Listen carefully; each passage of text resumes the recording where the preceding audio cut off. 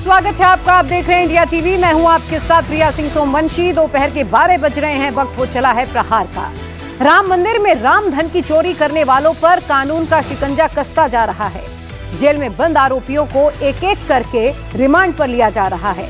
चढ़ावे की चोरी कैसे होती थी, पैसे का बंटवारा कहां होता था, चोरी के पैसे से क्या क्या खरीदा गया, किसके हिस्से में कितना रुपया आया, पुलिस और एसआईटी एक एक चीज की बारीकी से जांच कर रही है। गिरफ्तार आरोपियों के अलावा राम मंदिर ट्रस्ट के पदाधिकारियों से भी लगातार पूछताछ हो रही है। गोपाल राव और अनिल मिश्रा पर शिकंजा कस गया है। चंपत राय से भी दूसरे राउंड की पूछताछ की तैयारी चल रही है। इसी बीच चढ़ावा चोरी की जांच में एक नया खुलासा हुआ। चढ़ावा चोरी का पैसा बांटने के लिए आरोपियों ने मीटिंग और डिस्ट्रीब्यूशन पॉइंट बाकायदा बनाया था। आरोपी मंदिर से दान का पैसा चुराने के बाद पास में ही 14 कोसी परिक्रमा मार्ग पर मिलते थे, जो बेहद सुनसान और जंगल जैसा है। यहाँ कोई भी नहीं आता है। मार्च 2025 में नौकरी लगने के बाद अविनाश शुक्ला ने इस जगह को पैसों के बंटवारे के लिए चुना। काउंटिंग के शिफ्ट के हिसाब से सभी आरोपी सुनसान इलाके में पहुंचकर आपस में पैसों का बंटवारा करते थे। और इतना ही नहीं, आरोपी यहां मिलकर आगे की चोरी की प्लानिंग भी करते थे। कल पुलिस अविनाश को लेकर यहां आई थी और इलाके की छानबीन की जा रही है। तो तस्वीरें आपको दिखा रहे हैं किस तरीके से बकायदा चोरी के बाद पैसे कैसे आपस में डिस्ट्रीब्यूट किए जाएंगे, उसके लिए एक पॉइंट भी बनाया गया था। जहां कल पुलिस अविनाश को लेकर पहुंची थी, उसने वो जगह भी बताई। चोरी करके जो चंदा इकट्ठा होता था, जो चोरी करके पैसे निकाले जाते थे, उसे वो जो परिक्रमा मार्ग है वहां पर लेकर पहुंचते थे, उस पॉइंट पर जहां पर आगे की चोरी की बकायदा पूरी प्लानिंग होती थी और उसके साथ ही पैसों का बंटवारा भी उसी जगह पर किया जाता था। राम मंदिर चंदा चोरी मामले में अयोध्या पुलिस ने गिरफ्तार आरोपी अविनाश शुक्ला को पुलिस कस्टडी में लेके उससे 13 घंटे तक लगातार पूछताछ की और हर उस ठिकाने पे पुलिस अविनाश शुक्ला को लेकर गई जहां पर पैसे चोरी का बंटवारा होता था। इस वक्त हम 14 कोसी कला परिक्रमा मार्ग पर मौजूद हैं। ये आप देखेंगे, ये जो पूरी रोड है, ये 14 कोसी परिक्रमा मार्ग है और इस मार्ग के बिल्कुल सटा हुआ ये पूरा जंगल का इलाका है। पुलिस की टीम अविनाश शुक्ला को लेकर पहले योग केंद्र गई और योग केंद्र के बाद ये जो पूरा खुला इलाका है, जंगल का इलाका है, यहां पर पुलिस की टीम अविनाश शुक्ला को लेकर आई। उसकी वजह यह है, सूत्रों के मुताबिक अविनाश शुक्ला और बाकी के आरोपियों से पूछताछ में यह पता चला कि राम मंदिर में शिफ्ट के हिसाब से जब ये लोग वहां पर पैसों की गणना करते थे और पैसों को चोरी करने के बाद अपनी जेबों में कैश और ज्वेलरी भर के जब ये निकलते थे राम मंदिर से, तो इस इलाके में आकर ये लोग मुलाकात करते थे और जो भी चुराया होता था उसका बंटवारा इसी 14 कोसी परिक्रमा जो इलाका है उसके इन खुले जंगलों वाले इलाके में किया जाता था, क्योंकि ये इलाका सुनसान इलाका है। यहां पर दोपहर के समय खास तौर पर कोई मौजूद नहीं होता। ये लोग जैसे ही मंदिर में अपनी शिफ्ट पूरी करते थे, आपस में पहले लाइनअप कर लेते थे कि 14 कोसी परिक्रमा मार्ग के इस खुले जंगल वाले इलाके में, जहां पर चारों तरफ झाड़ और पेड़ मौजूद हैं, दूर दूर तक यहां पर कोई शख्स आता नहीं है। यही वजह थी कि ये लोग इसी जगह पर आकर चोरी किए हुए पैसे और ज्वेलरी को आपस में बांटते थे और बांटने के बाद यहां से फिर वो निकल जाते थे। डेली रूटीन इस तरीके का होता था। 2025 में जब महाकुंभ के बाद पैसों का फ्लो बढ़ा, इन लोगों की नौकरी लगी, उसके बाद सबसे पहले अविनाश शुक्ला ने इस जगह का चयन किया था, क्योंकि यहां पर दूर दूर तक कोई नहीं आता है। और उसके बाद इन लोगों का एक मीटिंग पॉइंट ये 14 कोसी परिक्रमा मार्ग के पास का जो ये खुला जंगलों वाला इलाका है, पेड़ पौधे और दूर दूर तक आप देखेंगे झाड़ों का इलाका, सुनसान इलाका है। यही वजह थी कि पुलिस की टीम यहां पर पहुंची और यहां पर पहुंचने के बाद अविनाश शुक्ला से पूछताछ की। सूत्रों का यह कहना है कि बहुत जल्द अविनाश शुक्ला से जो पूछताछ हुई है उसके हिसाब से दूसरे आरोपियों की भी कस्टडी ली जा सकती है। तो चढ़ावा चोरी का पैसा जहां बंटता था, अभी आपने उस जगह को देख लिया। अब सुनिए कि चढ़ावा चोरी का पैसा ट्रांसफर कैसे होता था। मामले की जांच कर रही पुलिस को 3 गाड़ियों का पता चला। पुलिस ने अविनाश शुक्ला के घर से ब्रीजा कार बरामद की है। ये गाड़ी अविनाश के भाई के नाम पर रजिस्टर्ड है। जांच में यह भी पता चला कि अविनाश ने चोरी के पैसों को ट्रांसफर करने के लिए सेकेंड हैंड ब्रीजा गाड़ी खरीदी थी। पुलिस ने इसे अपने कब्जे में ले लिया है। तो वहीं पुलिस को अनुकल्प मिश्रा की 2 गाड़ियों के बारे में भी जानकारी मिली है। अनुकल्प ने हाल ही में एक सफेद रंग की डिजायर और एक स्कॉर्पियो बुक की थी। ये गाड़ियां चोरी के पैसे से खरीदी गई थी। चंदा चोरी के आरोपी अविनाश शुक्ला से लगभग 13 घंटे अयोध्या पुलिस ने पूछताछ की और उसके बाद अब दोबारा से अविनाश शुक्ला को जेल में भेज दिया है। जो पूछताछ हुई है और रिकवरी हुई है उसके हिसाब से पुलिस दूसरे आरोपियों से पूछताछ की तैयारी कर रही है। अविनाश शुक्ला से एक गाड़ी बरामद हुई है, ब्रीजा गाड़ी, जो इस वक्त राम जन्मभूमि पुलिस स्टेशन में खड़ी हुई है। पुलिस सूत्रों के मुताबिक इस गाड़ी को चंदा चोरी के पैसों से खरीदा गया था। सेकेंड हैंड गाड़ी ये खरीदी गई थी और जो पैसों का डिस्ट्रीब्यूशन होता था उसमें भी इसी गाड़ी का इस्तेमाल किया जाता था। ये जो ब्रीजा गाड़ी है ये अयोध्या आरटीओ में रजिस्टर्ड है 2017 में, और पुलिस सूत्रों के मुताबिक जब भी चंदा चोरी अविनाश शुक्ला किया करता था तो वो अपने बाकी के साथियों के साथ मिलकर जो भी चुराता था, चाहे वो कैश की बात हो या फिर ज्वेलरी की बात हो, इसी गाड़ी के अंदर रखकर दूसरी जगहों पर डिस्ट्रीब्यूशन किया जाता था। इस गाड़ी को अविनाश शुक्ला ने अपने घर प्रतापगढ़ भी भेज दिया था। पुलिस ने इसको हाल में ही, जब अविनाश शुक्ला को पूछताछ के लिए पुलिस कस्टडी में लिया, उसके बाद कौशलपुरी इलाके से इस गाड़ी को पुलिस ने बरामद किया है।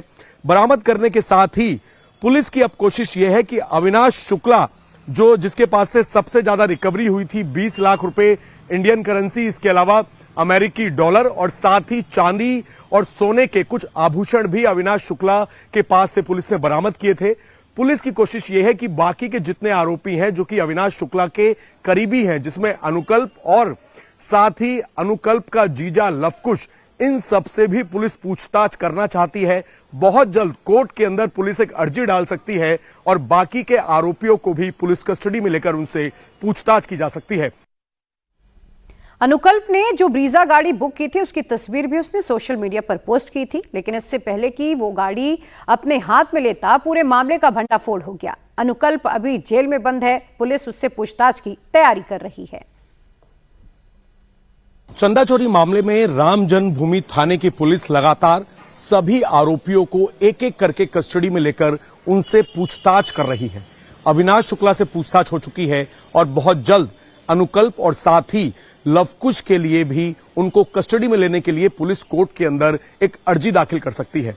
असल में अब तक ट्रस्ट ने जितनी रिकवरी इन सभी आरोपियों से करके पुलिस को दी है, उसके अलावा इन सभी आरोपियों के पास कौन कौन सी प्रॉपर्टी है, चंदा चोरी के पैसों से इन्होंने अपने परिवार में कहां कहां पर इन्वेस्टमेंट किया हुआ है, कौन कौन सी गाड़ी खरीदी हुई है, पुलिस का फोकस अब इनकी संपत्तियों पर है। असल में अनुकल्प के पास से यह पता लगा है कि अनुकल्प ने 2025 में जो चंदा चोरी की, उसके बाद उसने एक सफेद रंग की डिजायर गाड़ी बुक की और उस गाड़ी को खरीद लिया। इसके साथ ही जानकारी यह मिली है कि अनुकल्प ने हाल ही में गिरफ्तार होने से पहले एक स्कॉर्पियो गाड़ी जिसकी कीमत लगभग 25 से 30 लाख रुपए है, उस गाड़ी को बुक किया था, लेकिन उससे पहले ही उसको गिरफ्तार कर लिया गया। जो इनायत नगर है जहां पर अनुकल्प का गांव है, वहां पर अपने घर को रेनोवेट करवाया था, एक बड़े कथावाचक को बुलाकर, जिसमें चंपत राय भी मौजूद थे, बहुत बड़ा आयोजन किया था। इतना पैसा आखिरकार अनुकल्प के पास कहां से आ रहा था, जबकि उसकी सैलरी मात्र 17 से 20 हजार रुपए थी। अविनाश शुक्ला से एक ब्रीजा गाड़ी बरामद की गई है, वो भी ये पता लगा है कि वो भी चंदा चोरी के पैसों से बरामद की गई थी। तो अब पुलिस की कोशिश ये है कि जल्द ही कोर्ट में अर्जी डाल के बाकी के आरोपियों की भी पुलिस कस्टडी ली जा सके, ताकि उन्होंने चंदा चोरी के पैसों को कहां कहां पर इन्वेस्ट करा है, कौन कौन सी प्रॉपर्टी और गाड़ियां खरीदी हैं, इस बारे में जानकारी जुटाई जा सके।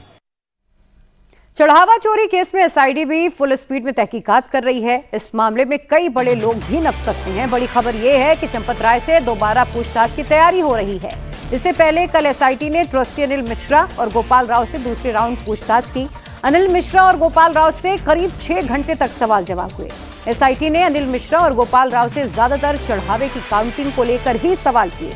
काउंटिंग के लिए जो लोग लगे थे उनको कैसे रखा गया, किसने रखा, क्या काम पर रखते हुए उनकी योग्यता देखी गई थी। अनिल मिश्रा से यह भी पूछा गया कि वो काउंटिंग के काम की कैसे निगरानी करते थे, उनके रहते हुए आखिर इतनी बड़ी गड़बड़ी कैसे हो गई। दरअसल महाकुंभ के दौरान जब चढ़ावा ज्यादा आने लगा तो राम मंदिर में काउंटिंग के लिए लोग बढ़ाए गए। काउंटिंग में करीब 40 लोग लगे थे। बैंक ने कंपनी से लोगों को आउटसोर्स किया। बैंक के जरिए कंपनी में करीब 20 लोग सिफारिश पर रखवाए गए। चढ़ावा चोरी के आरोप में जिन 8 लोगों की गिरफ्तारी हुई है उनमें से 5 वो आउटसोर्स के कर्मचारी हैं जिन्हें चंपत राय और अनिल मिश्रा की सिफारिश पर ही रखा गया था। जो सिफारिशी हैं उनमें से ज्यादातर मंदिर में सेवादार थे और कुछ सफाई का काम भी देख रहे थे। और सीधा रुक करते अभय पराशर इस वक्त हमारे साथ अयोध्या से जुड़ चुके हैं। अभय, गड़बड़ी सामने आ गई लेकिन अभी भी यही चर्चा है कि बड़े नाम कब सामने आएंगे और खबर यह भी कि आज चंपत राय से दूसरे दौर की पूछताछ हो सकती है। देखिए बिल्कुल प्रिया, क्योंकि इस पूरे मामले के अंदर चंपत राय से पहले एसआईटी ने पूछताछ की थी। पूछताछ करने के बाद स्टेटमेंट रिकॉर्ड किया था और अयोध्या पुलिस ने भी, राम जन्मभूमि थाने की पुलिस ने, जहां पर इस वक्त मैं मौजूद हूं, चंपत राय के स्टेटमेंट दर्ज किए थे मंदिर के अंदर जाके। इसके साथ ही अनिल मिश्रा और साथ ही गोपाल राव से एसआईटी ने दोबारा से अयोध्या पहुंचकर पूछताछ की है। अनिल मिश्रा से परसों पूछताछ हुई थी और कल अनिल मिश्रा और साथ ही गोपाल राव दोनों से एसआईटी ने पूछताछ की है। सूत्रों का यह कहना है कि अनिल मिश्रा और गोपाल राव लगातार ये बात कह रहे हैं कि उनको चोरी की जानकारी हाल फिलहाल में ही मिली थी, लेकिन जो सूत्र है उनका यह कहना है कि जितने भी आउटसोर्स कैशियर्स को लगवाया गया था, एसबीआई बैंक को रिकमेंडेशन जो है वो अनिल मिश्रा ने किया था और टिन्नू यादव भी, सबसे ज्यादा टिन्नू यादव को जिम्मेदारी दी हुई थी अनिल मिश्रा ने कि मंदिर में जो भी देखरेख का काम है, जो गणना का काम है, वो सब कुछ टिन्नू यादव के भरोसे छोड़ा हुआ था। अब क्योंकि अनिल मिश्रा और साथ ही गोपाल राव से पूछताछ चल रही है, इनके स्टेटमेंट को एक बार, इनके स्टेटमेंट जब पूरी तरीके से रिकॉर्ड हो जाएंगे तो उनको क्रॉस वेरीफाई करने के लिए चंपत राय से भी पूछताछ की तैयारी चल रही है, क्योंकि 6 तारीख की जो बैठक होनी है उस बैठक में साफ तौर पर जो कोषाध्यक्ष है उनकी तरफ से कहा गया है कि एसआईटी की फाइंडिंग्स जो है, फाइनल फाइंडिंग्स को भी इसमें डिस्कस किया जाएगा। चंपत और अनिल मिश्रा के इस्तीफे के अलावा एसआईटी की फाइंडिंग्स जो है उसको भी बताया जाएगा। तो अब पुलिस की कोशिश लगातार यही है कि इस मामले में अब तक जितने आरोपी गिरफ्तार हुए हैं, जो जेल में हैं, एक तो उनकी प्रॉपर्टीज का पता लगाया जा सके, इसके साथ ही एसआईटी की टीम चंपत राय, अनिल मिश्रा, साथ ही गोपाल राव का इस पूरे चंदा चोरी में क्या कोई डायरेक्ट या इनडायरेक्ट कनेक्शन है उसको भी रिकॉर्ड पर लेने की तैयारी कर रही है। जी शुक्रिया भाई आपका तमाम जानकारी के लिए। तो चढ़ावा चोरी की जांच के बीच एक और बड़ा खुलासा हुआ है। राम मंदिर में सिर्फ दान चोरी नहीं हुई बल्कि वीवीआईपी दर्शन के नाम पर भी जमकर धांधली हुई है। भक्तों को रामलला के दर्शन कराने के नाम पर भी पैसे कमाए गए। गोपाल राव के साथ मिलकर टिन्नू यादव राम भक्तों को वीवीआईपी दर्शन की गारंटी देता था और इसके बदले में 25,000 रुपए तक वसूल लिए जाते थे। जांच में यह भी पता चला कि दर्शन के नाम पर वसूली का धंधा होटल वालों के साथ मिलकर चलाया जा रहा था। चूंकि राम मंदिर में वीवीआईपी या अति विशिष्ट दर्शन के लिए रोजाना 300 पास जारी होते हैं। इस पास के लिए कोई पैसा नहीं लिया जाता था, लेकिन मंदिर कैंपस में टिन्नू यादव ही सर्वे सर्वा था और इसीलिए वो जिसे चाहता था पास जारी करवा देता था। लेकिन ये सेवा मुफ्त नहीं होती थी। टिन्नू यादव और गोपाल राव ने कुछ होटल वालों के साथ कॉन्ट्रैक्ट कर रखा था। जो यात्री होटल में ठहरते थे उन्हें होटल मैनेजमेंट की तरफ से 25,000 रुपए के स्पेशल पैकेज का ऑफर भी दिया जाता था। इस पैकेज में रामलला के वीवीआईपी दर्शन और मंदिर में आरती करवाना भी शामिल होता था। जो भक्त इतना पैसा देने के लिए तैयार हो जाते थे उनकी लिस्ट टिन्नू यादव के पास पहुंचा दी जाती थी। टिन्नू इन लोगों की मंदिर परिसर में वीआईपी गेट से एंट्री का इंतजाम करता था। गोपाल राव मंदिर के व्यवस्थापक थे, वो पैसा देकर आने वालों के वीआईपी दर्शन की व्यवस्था कर देते थे। लेकिन ये खुलासा होने के बाद राम मंदिर में वीवीआईपी दर्शन की व्यवस्था फिलहाल खत्म कर दी गई है। इसके अलावा जांच में यह भी पता लगा है कि सोने चांदी के जो आभूषण रामलला को अर्पित किए जाते थे उन्हें संभालने की जिम्मेदारी भी चंपत राय के करीबी टिन्नू यादव के हवाले ही चंपत राय ने कर दी थी। जब भी कोई भक्त आता तो टिन्नू यादव उसको वीआईपी दर्शन कराता, उसके सामने चढ़ावे की वस्तु रामलला के पास रखवा देता, लेकिन इसकी कोई रसीद नहीं दी जाती थी और इसके कुछ ही देर के बाद ऐसी कीमती वस्तुएं रामलला के पास से हटा दी जाती थी। इनका कोई हिसाब किताब नहीं होता था और इसीलिए अब वो लोग परेशान हैं जिन लोगों ने कीमती आभूषण दान में दिए थे। अयोध्या के रोकड़िया हनुमान मंदिर के महंत विनोद मिश्रा ने बताया कि मुंबई से आए उनके एक यजमान ने 29 अक्टूबर 2025 को रामलला को चांदी की चरण पादुकाएं और दूसरे आभूषण अर्पित किए थे। टिन्नू यादव ने बकायदा पूजा पाठ कराई, चढ़ावा लिया, लेकिन जब रसीद मांगी गई तो टिन्नू यादव ने यह कहकर टरका दिया कि रसीद तो बाद में मिल जाएगी। लेकिन आज तक यह रसीद नहीं मिल पाई, न चढ़ावे का कुछ पता चला। उसमें चरण पादुका था जिसमें 64 चिन्ह बने हुए थे और हार था। हाँ, उसमें जो है महीन कारीगरी की गई थी। 12 ज्योतिर्लिंगों का चित्र उकेरा गया था मंदिर सहित। उस समय मंदिर में भगवान जी के सामने टिन्नू यादव ने भेंट स्वीकार किया था और उसे थोड़ी देर के लिए राम जी के सामने रखा भी गया, धारण नहीं कराया गया। और हम लोगों ने कहा कि कोई एक रसीद दी जाए, तो उन्होंने कहा कि अभी जांच पड़ताल के बाद कि ओरिजिनल चांदी है या क्या है, जांच के बाद हम कुछ रसीद आपको दे देंगे, आप तो हमारे बगल के हैं, आपको मिलेगा। पर बार बार टोकने पर आज तक न रसीद दी गई, न भगवान को धारण कराया गया। तो आज हम उसकी जानकारी लेने के लिए स्वयं हम कारशोकपुरम गए थे। हम कुछ नहीं दिखाया गया। उन लोगों ने कहा कि यहाँ हम किसी को दिखाएं नहीं सकते, आप जाइए कार्यालय में पता करिए। इधर उधर टाल मटोल किया गया। आप लोगों ने भी क्या एसआईटी ने भी आपसे संपर्क किया, जो आप लोगों के आरोप है, पूछताछ हुई आपसे? हमसे केवल टेलीफोन के द्वारा संपर्क किया गया, पूछा गया कि आपने कब चढ़ाया था भेंट। हमने टाइम और डेट बता दिया और हमारे पास जो रास्ते में जाते समय वीडियो बना था वो हमने वीडियो उपलब्ध करा दिया और उन्हें बता दिया भाई अंदर के तो सीसीटीवी कैमरे जगह जगह लगे हुए हैं, आप 29 अक्टूबर के आप जो भी हों यदि उपलब्ध साक्ष्य तो आप देख लें। राम मंदिर में चढ़ावा चोरी के आरोपों के बाद चढ़ावे के काउंटिंग सिस्टम में बड़ा बदलाव किया गया है। काउंटिंग सेंटर्स में सुरक्षा बढ़ा दी गई, प्राइवेट सिक्योरिटी के साथ अब पुलिस को भी लगाया गया है।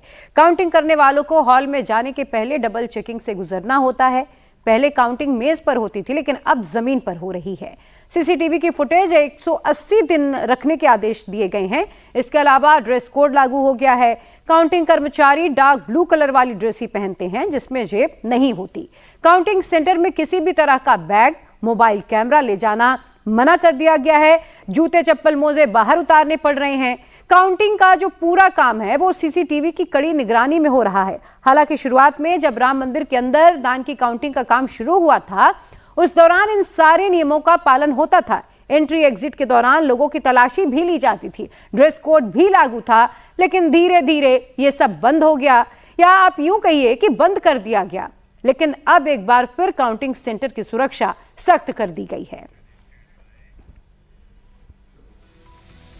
और अब बात करेंगे उत्तर प्रदेश में बीजेपी के चुनावी शंखनाद की। यूपी में बीजेपी मिशन 27 के लिए नवीन प्लान तैयार कर रही है। बीजेपी के राष्ट्रीय अध्यक्ष नितिन नवीन 2 दिनों के यूपी दौरे पर लखनऊ पहुंच चुके हैं। नितिन नवीन इस वक्त लखनऊ में रोड शो कर रहे हैं। नितिन नवीन के रोड शो में कार्यकर्ताओं की भारी भीड़ जमा हुई है। इससे पहले एयरपोर्ट पर खुद मुख्यमंत्री योगी आदित्यनाथ ने उनका स्वागत किया। बीजेपी प्रदेश अध्यक्ष पंकज चौधरी और योगी सरकार के मंत्रियों ने भी पार्टी अध्यक्ष का ग्रैंड वेलकम किया। राष्ट्रीय अध्यक्ष बनने के बाद नितिन नवीन का ये पहला यूपी दौरा है, जिसे 2027 के विधानसभा चुनाव का चुनावी शंखनाद माना जा रहा है। हाल ही में यूपी बीजेपी की नई कार्यकारिणी का भी गठन किया गया है। अब इस टीम को चुनावी मोड में एक्टिव करना है। नितिन नवीन इस दौरे पर प्रदेश पदाधिकारियों के साथ बैठक कर नई टीम का जमीनी प्रभाव भी परखेंगे, उन्हें जमीनी स्तर पर जाने के लिए तैयार करेंगे। बीजेपी मुख्यालय के सामने पहले तो इस माला को देखिए, हाइड्रोलिक माला है और इस हाइड्रोलिक माला के जरिए बीजेपी के राष्ट्रीय अध्यक्ष का शायद इससे बेहतर, इससे भव्य स्वागत शायद उत्तर प्रदेश की राजधानी लखनऊ में नहीं हुआ होगा जो इस बार होने जा रहा है। हमारे साथ प्रकाश पाल जी हैं, पिछड़ा मोर्चा के अध्यक्ष हैं, और उनके साथ तमाम बीजेपी के ओबीसी वर्ग के जो कार्यकर्ता हैं वो भी यहाँ पर मौजूद हैं। उनसे बात कर लेते हुए जानने की कोशिश करते हैं कि इस बार भारतीय जनता पार्टी किस तरीके के माहौल के साथ आगे बढ़ रही है। 2027 के चुनाव को लेकर के रोड मैप तैयार किया जा रहा है। अध्यक्ष जी, क्या तैयारी की गई है? माला तो बहुत बड़ा है, स्वागत की तैयारियां भी बहुत बड़ी हैं। विश्व की सबसे बड़ी पार्टी भारतीय जनता पार्टी के माननीय राष्ट्रीय अध्यक्ष नितिन नवीन जी भगवान राम के छोटे भाई लक्ष्मण की इस नगरी उत्तर प्रदेश की राजधानी लखनऊ में प्रथम आगमन हो रहा है और पूरा उत्तर प्रदेश, पूरी भाजपा, सभी मोर्चा और विशेष तौर से पिछड़ा वर्ग मोर्चा पूरी कमर कस के उनका जोरदार और स्वागत को ऐतिहासिक बनाने के लिए आज आप देख रहे होंगे हाइड्रा के जरिए बहुत फिर बड़ी से माला दिखाइए। के साथ आज यहाँ पूरे कार्यकर्ता एकत्रित हो रहे हैं। अभी जब 1 घंटे बाद लगभग वो यहाँ पहुँचेंगे तो आप देखेंगे बड़ी संख्या में एक सैलाब उमड़ेगा और पिछड़ा वर्ग मोर्चा समाजवादी पार्टी को जो नकली पीडीए लेकर घूम रहे हैं, 4 बार की अपनी सरकार में पिछड़ों, दलितों और सामान्य वर्ग के हक सफेदा लगा कर लूटे हैं, आज अपनी पार्टी का नाम लेने से बच रहे हैं। आज वो पीडीए का नाम ले रहे हैं। आज फर्जी पीडीए जो हमेशा लोगों के हकों को लूटा है, लोगों की ज़मीनों पर कब्जा किया है, नौकरियों को सफेदा लगाकर लूटा है, अराजकता, लूट, महिलाओं का अपमान, ये सब किया है। इसलिए वो नए नाम से छल के साथ आ रहे हैं और पीडीए नाम रखना है। मैं आज आप इतना बताऊंगा कि पीडीए का असली अर्थ है, पी का मतलब पक्के, डी का मतलब दलाल, ए का मतलब अराजक। वहीं उत्तराखंड के मुख्यमंत्री पुष्कर सिंह धामी इस वक्त ऋषिकेश में सेवा सप्ताह की शुरुआत करें, सीधा सुनते हैं। आज पंडाल में हैं, उससे कहीं अधिक लोग पंडाल के बाहर हैं। इसमें सीमित व्यवस्था होने के कारण से सभी को आज यहाँ पर स्थान नहीं हो पाया और मैं इसके बाद देख रहा हूँ कि आप सबका जो विश्वास, देवतुल्य जनता का स्नेह दिखाई दे रहा है, आप सभी का अभूतपूर्व ये जन समर्थन, आपका विश्वास, आपका ये उत्साह, अपार प्रेम, सच में मैं धन्य हो गया और मेरे लिए ये किसी पुरस्कार से कम नहीं है। आपका यही प्रेम और विश्वास मुझे दिन रात राज्य के समग्र विकास के लिए पूरी निष्ठा के साथ, पूरी ऊर्जा के साथ और पूरे समर्पण के साथ काम करने की ऊर्जा प्रदान करता है। भाइयों बहनों, आज मैं सच में आपके बीच में मुख्यमंत्री के रूप में नहीं बल्कि उत्तराखंड के एक सेवक के रूप में आप सबके बीच में उपस्थित हुआ हूं, क्योंकि आज का दिन मेरे लिए कई अर्थों में विशेष है। आज से ठीक 5 वर्ष पूर्व मुझे राज्य के मुख्यमंत्री के रूप में देवभूमि उत्तराखंड की सेवा करने का सौभाग्य प्राप्त हुआ था। आज उस सेवा यात्रा के आज 5 वर्ष का कालखंड पूरा हो रहा है। इस अवसर पर मैं आदरणीय प्रधानमंत्री श्री नरेंद्र मोदी जी का हृदय से आभार व्यक्त करता हूं, जिनके मार्गदर्शन में, जिनके स्नेह और विश्वास ने और अनेक सारे संकटों के समय, आपदाओं के समय, अनेक ऐसी स्थितियां जो हमको अव्यवस्थित करती थी, उस समय में उन्होंने हमारा मार्गदर्शन किया, हमारा सहयोग किया और उत्तराखंड की जनता से जो उनका विशेष लगाव है, उसी के कारण से आज बहुत सारी असंभव चीजें संभव हो पाई। साथ ही मैं आज उत्तराखंड की अपनी देवतुल्य जनता को भी सादर नमन करता हूं, जिसने मुझे हर कदम पर अपार स्नेह दिया, अटूट विश्वास दिया, भरपूर आशीर्वाद दिया। राम राम। क्या राम नाम से ही संघ हिंदुओं का भरोसा बहाल करेगा? अयोध्या के राम मंदिर में 26 दिनों तक भरोसा टूटता रहा। 26 दिनों के बाद डैमेज कंट्रोल के लिए संघ आगे आया है। संघ ने हिंदुओं को विश्वास दिलाया है, ये कठिन क्षण है लेकिन दोषियों को कठोर दंड जरूर मिलेगा। संघ के ऑफिशियल बयान का एक पॉलिटिकल ट्विस्ट भी है। संघ ने हिंदुओं को एक साजिश से सावधान किया है। ये साजिश सियासत वाली है। पूरी बात समझिए इस रिपोर्ट में।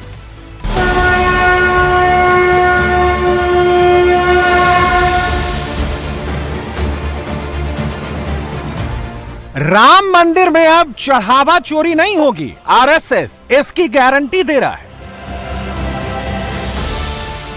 राम मंदिर पर हिंदुओं का कॉन्फिडेंस रिस्टोर होगा, संघ इसकी भी गारंटी दे रहा है।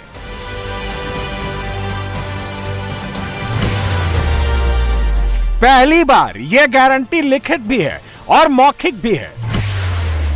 आरएसएस की गारंटी का वीडियो भी बनाया गया है। राष्ट्रीय स्वयंसेवक संघ में आमतौर पर जो काम नहीं होते, राम मंदिर के केस में वो काम भी हो रहे हैं।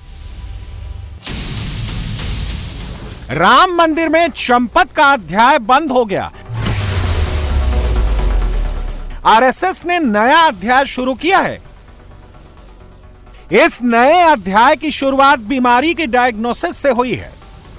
संघ ने पहली बार औपचारिक तौर पर माना है कि राम मंदिर में चढ़ावा चोरी से मंदिर से जुड़े लोगों और संगठनों की साख पर बट्टा लगा है। मंदिर ट्रस्ट में सबसे ज्यादा आरएसएस से जुड़े लोग ही रखे गए थे, इसलिए इसकी आंच नागपुर तक भी पहुंची है। संघ को अब वो आंच महसूस हो रही है। श्री राम जन्मभूमि पर भव्य मंदिर पीढ़ियों के संघर्ष, समर्पण, त्याग एवं बलिदान संपूर्ण हिंदू समाज की श्रद्धा, आस्था और भक्ति का केंद्र। श्री रामलला मंदिर दान पात्रों में जमा राशि की चोरी दुर्भाग्यपूर्ण घटना, श्रद्धा को आघात, कठोर दंड से घोर निंदनीय घटना, असाधारण भ्रम और असमंजस की स्थिति, कठिन क्षण में दुर्भाग्यपूर्ण घटना, हिंदू विरोधी, राष्ट्र विरोधी बदनाम करने के षड्यंत्रों को विफल करे। राष्ट्रीय स्वयंसेवक संघ के सर कार्यवाह यानी जनरल सेक्रेटरी दत्तात्रेय होसबोले के बयान का एक एक शब्द, कॉमा और फुल स्टॉप तक बहुत सोच समझकर गहन विचार विमर्श करके सामने रखा गया है। होसबोले ने जो कहा उनके एक एक शब्द पर गौर कीजिए। अयोध्या में जन्मभूमि पर बना राम मंदिर, करोड़ों राम भक्तों का बलिदान, श्रद्धा, भक्ति और आस्था का केंद्र। रामलला के दान पात्रों से चोरी, दुर्भाग्यपूर्ण घटना, घोर निंदनीय घटना, अत्यंत कठिन क्षण, हिंदू श्रद्धा को आघात, दोषियों को कठोर दंड मिले, भ्रम और असमंजस की स्थिति है, हिंदू विरोधी षड्यंत्र, राष्ट्र विरोधी षड्यंत्र, हिंदुओं को बदनाम करने का षड्यंत्र। मोहन भागवत के बाद दत्तात्रेय होसबोले संघ में नंबर 2 हैं। होसबोले ने 2 मिनट 57 सेकंड के वीडियो में पूरे हिंदू समाज को संबोधित किया है। राम मंदिर में चढ़ावा चोरी के बाद आया ये बयान अपने आप में ऐतिहासिक है। अयोध्या में श्री रामलला मंदिर में रखे हुए दान पात्रों में जमा राशि की चोरी की दुर्भाग्यपूर्ण घटना से समूचे समाज और राम भक्तों को भावना एवं श्रद्धा को आघात पहुंचा है तथा इस घटना से हम सभी आहत हैं। हिंदुओं की 500 साल की लड़ाई और 40 साल के मंदिर आंदोलन के बाद बने राम मंदिर में चढ़ावा चोरी की खबर खोलने के 26 दिन बाद संघ ने इस मुद्दे पर अपनी चुप्पी तोड़ी और पहली प्रतिक्रिया दी। इन 26 दिनों में सरयू नदी में बहुत पानी बह चुका है। राम मंदिर में चढ़ावा चोरी की एसआईटी जांच का दूसरा दौर चल रहा है। यूपी पुलिस चढ़ावा चोरी केस में एफआईआर दर्ज कर चुकी है। चढ़ावा चोरी करने वाले 8 चोरों को गिरफ्तार करके जेल में डाल दिया गया है। राम मंदिर ट्रस्ट के चंपत राय और अनिल मिश्रा का इस्तीफा हो गया है। 6 जुलाई को राम मंदिर ट्रस्ट की बैठक होने वाली है। मंदिर ट्रस्ट की बैठक में चंपत राय और अनिल मिश्रा का इस्तीफा मंजूर होना लगभग तय है। इन्हीं 26 दिनों में चढ़ावे की चोरी की एक एक डिटेल बाहर आ चुकी है। राम मंदिर के चोरों ने रामलला के दान पात्र में डाले गए 500 रुपए के नोट लूट लिए, 200 रुपए के नोट बटोर लिए, 100 रुपए के नोट को दोनों हाथों से लूट लिया, 50 रुपए के नोट, 20 रुपए के नोट, 10 रुपए के नोट, 10 रुपए के सिक्के, 20 रुपए के सिक्के, यहां तक कि 5 रुपए, 2 रुपए और 1 रुपए के सिक्के को भी नहीं छोड़ा। राम मंदिर में चंपत अध्याय से राष्ट्रीय स्वयंसेवक संघ की मोरल अथॉरिटी कमजोर हुई है। संघ को सबसे पहले उसी को रिस्टोर करना है।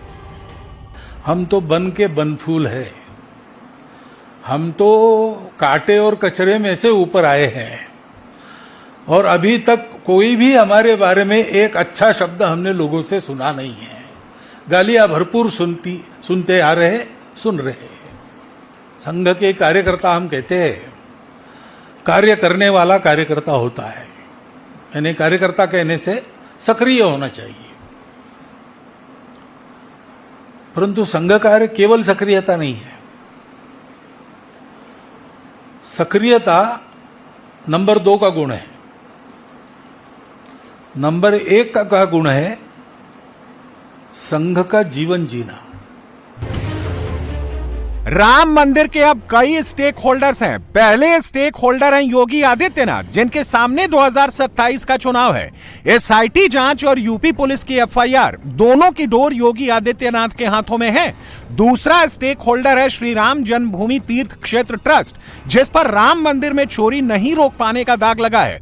तीसरी स्टेक होल्डर है केंद्र सरकार, जिसने राम मंदिर तीर्थ क्षेत्र ट्रस्ट का गठन कराया था। और चौथा स्टेक होल्डर है राष्ट्रीय स्वयंसेवक संघ, जिसके प्रचारक चंपत राय को मंदिर ट्रस्ट का जनरल सेक्रेटरी बनाया गया था। ट्रस्ट पर हिंदुओं के ट्रस्ट टूटने का दर्द संघ को हो रहा है। इस दर्द का इलाज अंदर से ही होगा। अंदर मतलब ट्रस्ट के अंदर से। आरएसएस ने इसकी जिम्मेदारी ट्रस्ट पर ही सौंपी है।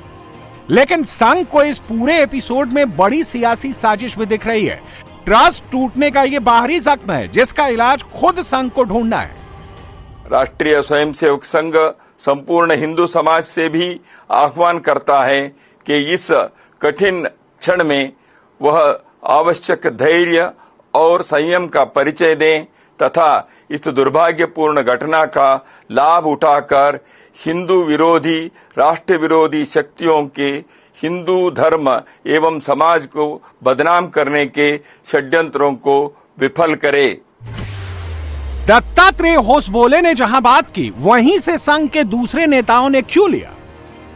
संघ की अखिल भारतीय कार्यकारिणी की सदस्य और मुस्लिम राष्ट्रीय मंच के संस्थापक अध्यक्ष इंद्रेश कुमार ने सीधे सीधे विपक्ष पर तीर छोड़ना शुरू कर दिया है। प्रतीक्षा करनी चाहिए, राजनेताओं ने राजनीति नहीं करनी चाहिए। पर मुझे ये पूरा विश्वास है कि सरकार, ट्रस्ट और संगठन सब मिलकर जो भी होगा वो ऐसा न्याय होगा जिसकी प्रशंसा होगी। No nearest, no dearest, wait for the justice.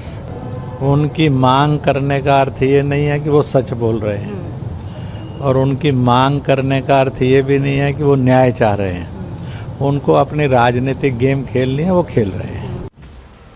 विश्व हिंदू परिषद के अंतर्राष्ट्रीय अध्यक्ष आलोक कुमार इसे एक कदम और आगे ले जा रहे हैं। इस घटना से शिक्षा लेकर के जल्दी से जल्दी वहां की व्यवस्थाओं को मजबूत किया जाना, एक पैसे की भी चोरी नहीं हो सके, ऐसे सिस्टम्स करना। जो चील कौए, गिद्ध 2027 के विधानसभा चुनाव के लिए इसमें अपने लिए मौका ढूंढकर हिंदुत्व को भी बदनाम करने की चेष्टा कर रहे हैं, उनसे समाज को उन्होंने सावधान किया है। उत्तर प्रदेश के मुख्यमंत्री योगी आदित्यनाथ ये लाइन पहले ही पकड़ चुके हैं। योगी पहले से ही समाजवादी पार्टी की मंशा पर सवाल उठा रहे हैं। एक तरफ अखिलेश यादव राम मंदिर में चढ़ावा चोरी को चुनावी मुद्दे में कन्वर्ट कर रहे हैं, तो योगी आदित्यनाथ पूरे नैरेटिव को डाइवर्ट कर रहे हैं। इसीलिए मथुरा में श्री कृष्ण जन्मभूमि का मुद्दा लाया गया, इसीलिए ईदगाह का मुद्दा उठाया गया, और इसीलिए अखिलेश यादव के अब तक राम मंदिर नहीं आने का मुद्दा बनाया गया। राम मंदिर पर समाजवादी पार्टी हमलावर हो रही है। अखिलेश यादव रोज ही कुछ न कुछ बोल रहे हैं। अखिलेश को राम में भगवान दिखने लगे हैं। भगवान प्रभु श्री राम हैं। प्रभु श्री राम इतने दयालु हैं। प्रभु श्री राम मर्यादा पुरुषोत्तम राम, भगवान प्रभु श्री राम सबके हैं। प्रभु श्री राम जी के असली भक्त बन करके प्रभु श्री राम ही करा रहे हैं। प्रभु श्री राम। लेकिन रामलला और समाजवादी पार्टी के रिश्तों में इतनी गांठें हैं कि हिंदुओं का भरोसा जीतना समाजवादी पार्टी के लिए आसान नहीं होने वाला।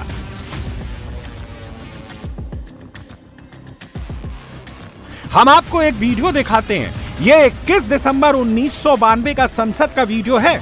इसमें मुलायम सिंह के भाई राम गोपाल यादव संसद में खड़े होकर राम जी के बारे में समाजवादी पार्टी की लाइन बता रहे हैं।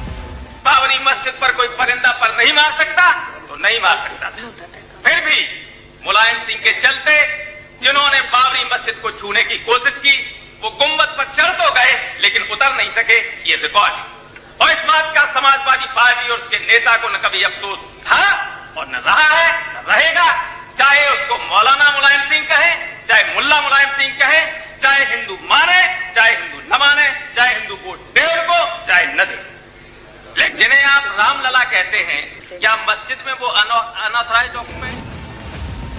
समाजवादी पार्टी की नजरों में रामलला राम मंदिर की जमीन के अवैध कब्जेदार हैं। राम भक्तों पर गोलियां चलाने वाली पार्टी के नेता खुलेआम सीना ठोककर कहते थे कि चाहे वोट दो या ना दो, चाहे हमारे नेता को मौलाना मुलायम कहो या मुल्ला मुलायम कहो, हमें कोई फर्क नहीं पड़ता। लेकिन समाजवादी पार्टी को अब फर्क साफ साफ दिख रहा है। हिंदू वोट के बिना लखनऊ जीतने का सपा का सपना पूरा नहीं हो सकता, ये अखिलेश यादव को भी अच्छे से मालूम है और योगी आदित्यनाथ ने इसी की काट खोज कर रखी है। 27 के चुनाव में राम मंदिर और हिंदुत्व से योगी आदित्यनाथ के कैंपेन की सेंट्रल थीम तैयार होगी। योगी का रोड क्लियर है, लेकिन राम सिर्फ यूपी के नहीं है। राम राम में सबको अपना काम बनता दिख रहा है। कांग्रेस के नेता दिग्विजय सिंह चढ़ावा चोरी के खिलाफ पदयात्रा करेंगे। दिग्विजय सिंह ने उज्जैन से अयोध्या तक पैदल जाने का ऐलान किया है। दिग्विजय सिंह का कहना है कि राम मंदिर के लिए उन्होंने भी दान दिया था, अब वो उज्जैन से पैदल अयोध्या जाकर अपना दान वापस मांगेंगे। अरविंद केजरीवाल भी इन दिनों राम राम जप रहे हैं। अयोध्या में चढ़ावा चोरी के बाद केजरीवाल सीधे प्रधानमंत्री पर उंगली उठा रहे हैं। महाराष्ट्र में शिवसेना यूबीटी के चीफ उद्धव ठाकरे को भी राम भगवान से ही शक्ति लेनी है। 1,11,000 मैंने दिए, हमने जमा करा दिया, उसकी रसीद हमारे पास आ गई। जिन्होंने चंदा दिया, एक आस्था थी भगवान राम के प्रति, अच्छा मंदिर बने, उसके आधार पर हमने चंदा दिया। जो चंदा मैंने दिया था उसका दुरुपयोग इन्होंने किया है, लूट के ले गए हैं, तो मुझे ये चंदा वापस दिया जाए। और रामालय ट्रस्ट हमारा बना हुआ है, उसको मैं उस में रामालय ट्रस्ट में जमा करा दूंगा। दावा सर कोर्ट में पेश करेंगे या थाने में शिकायत? अरे कोर्ट में, थाने में क्या भरोसा है? थाना तो भाजपा का है, उस पर नहीं, कोर्ट में करूंगा। और हम तो अभी आंदोलन करने जा रहे हैं, फिर एक बार जो राम जन्मभूमि का आंदोलन है वैसे ही छेड़ा जाएगा, क्योंकि ये सारे हिंदुओं की भावना का अपमान है कि भाजपा ने दान पेटी से पैसा को चुराया है। हर गांव में जाके हम राम रक्षा आंदोलन करने वाले हैं, क्योंकि रामलला का जो आंदोलन है वो रामलला का रक्षण भाजपा से करे, भाजपा की लुटेरों से करे। मोदी जी ने चंपत राय को इस मंदिर का सर्वे सर्वा बनाया, सारी पावर उसके पास थी, सारा मैनेजमेंट चंपत राय के पास था, एक पत्ता नहीं हिल सकता था पूरे मंदिर में चंपत राय के बिना। और चंपत राय को स्पेशली मोदी जी ने चूज करके वहां पे बिठाया। 3 करोड़ की जमीन 24 करोड़ में बिकी, सारे अखबारों में छपा, मोदी जी को पता नहीं था। चांदी की ईंटें गायब हो गई, भगवान का हार गायब हो गया, भगवान की पादुका गायब हो गई, भगवान के ऊपर चढ़ाए हुए हीरे जवाहरात गायब हो गए, मोदी जी को पता नहीं चला। 40 दिन के अंदर सीसीटीवी कैमरे में 70 बार चोरी पकड़ी गई, मोदी जी को पता नहीं चला। एसआईआर के अंदर किसकी वोट कटवानी है, किसकी वोट जुड़वानी है, वो मोदी जी को सब पता है, लेकिन चंदे की चोरी की, भगवान राम के चोरी के बारे में मोदी जी को पता नहीं चला। ऐसा कैसे हो सकता? उनको पता तो सब था। लेकिन सारा घटनाक्रम यह दिखाता है कि मोदी जी एक्टिवली अपने लोगों को बचाने के लिए सारे मामले पे रफा दफा करने की पूरी कोशिश कर रहे हैं। सियासत की काट सियासत से होगी, विपक्ष की सियासत से बीजेपी लड़ेगी। संघ को अपनी लड़ाई लड़नी है। संघ की असली परेशानी इमेज की है। चंपत राय संघ से वीएचपी में आए थे। अनिल मिश्रा भी अयोध्या में संघ का ही काम देखते थे, वहीं से वो ट्रस्ट में घुसे। गोपाल जी भी संघ के आदमी हैं। यहां तक कि अनुकल्प मिश्रा एंड चढ़ावा चोरों की टीम भी किसी ना किसी तरह संघ से जुड़ी है। इसीलिए संघ के अपने भी सवाल उठा रहे हैं, बचाव नहीं कर रहे। पाप नहीं, महापाप है और भगवान इसका दंड देंगे। लेकिन एक बात हम और कहना चाहेंगे, आज देश की कानून व्यवस्था पर, एसआईटी पर हम सबको पूर्ण भरोसा करना चाहिए। जांच चल रही है, निश्चित रूप से हमें इस देश के कानून पर, देश की सरकार पर भरोसा है। सभी आरोपियों को दंड मिलेगा। दूसरी बात और हम प्रार्थना करना चाहेंगे अपने बागेश्वर धाम से, वर्तमान का युग कलयुग से ज्यादा छल युग चल रहा है। इस छल युग में सावधान रहना। वर्तमान समय में संतों पर, महंतों पर, मठों पर, मंदिरों पर प्रायोजित तरीके से, सुनियोजित तरीके से श्रद्धा घटाने के लिए एवं इनके ऊपर आस्था गिराने के लिए इस तरह के षड्यंत्र भी चल रहे हैं, जिसमें कुछ कालनेमी लोग भी सक्रिय हो गए। हमें उनसे सावधान रहना होगा, हमें उनसे सजग रहना होगा और हमें भरोसा है कि जिन जिन ने ये पाप किया उनको भगवान भी दंड देगा और एसआईटी और देश का कानून, यहाँ की सरकार दंड देगी। संघ को फिर से हिंदुओं का भरोसा जीतना है। 100 साल में बनाया गया भरोसा संघ को वापस हासिल करना है। इसलिए भागवत भी राम के भरोसे हैं। प्रभु श्री राम के प्रति आस्था को कुछ लोग झटका पहुंचा रहे हैं।